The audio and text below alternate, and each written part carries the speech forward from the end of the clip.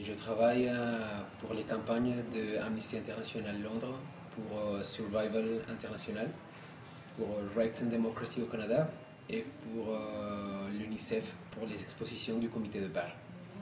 Et actuellement, je travaille avec l'Organisation nationale indigène colombienne sur un projet de la création du plan de sauvegarde des peuples indigènes en Colombie. Et il s'agit de répertorier photographiquement les 32 tribus qui sont cataloguées en mine à risque d'extinction par la Cour constitutionnelle colombienne. Et toutes ces communautés sont menacées par différents acteurs qui participent dans la guerre qui vit la Colombie depuis 50 ans. Alors, je dois à chaque fois que je veux prendre mes photos être en contact avec ces groupes-là.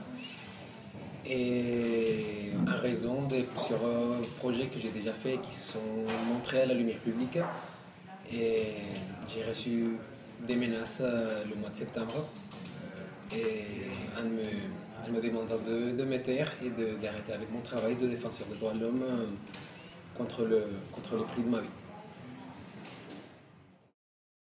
C'était une menace via mail. Et en gros, il me demande d'arrêter avec la campagne de défense des indigènes en particulier et la défense des droits de l'homme. Il me demande de rester ici en France parce qu'en Colombie, les gens n'ont pas besoin de moi. Et ils ont dit qu'ils savaient où je vivais et que la prochaine fois, ce ne serait pas une menace par mail, mais qu'ils viendraient me chercher personnellement. Et juste après, je suis parti en Birmanie parce que je devais faire un projet pour une exposition que je vais faire au mois de novembre. Et je vais porter plainte à la police et je vais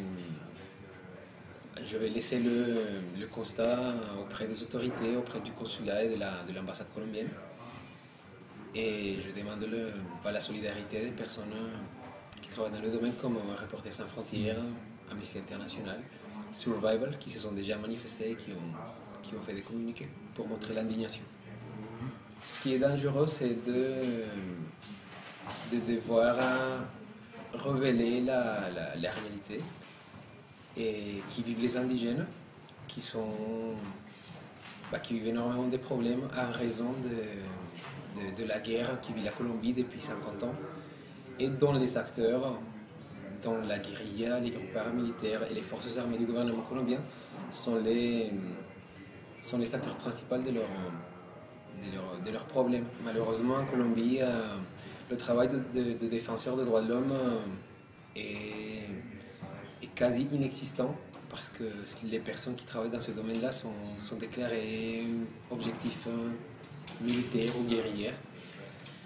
Et du coup, il y a énormément de leaders indigènes, des personnes que je connais comme Kimi Perni, qui s'est fait assassiner il y a quelques années auparavant.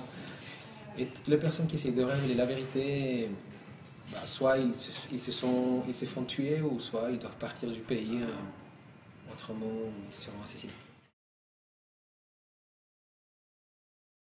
Le travail consiste en gros à illustrer avec mes photos le plan de sauvegarde qui est en train de créer l'Organisation nationale indigène colombienne pour soumettre au gouvernement colombien pour protéger les 32 tribus.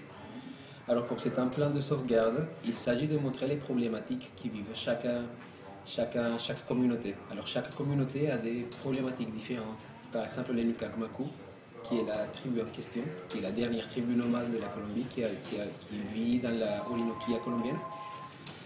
Et ils ont des problématiques du genre que la guérilla s'est emparée de leur territoire ancestral.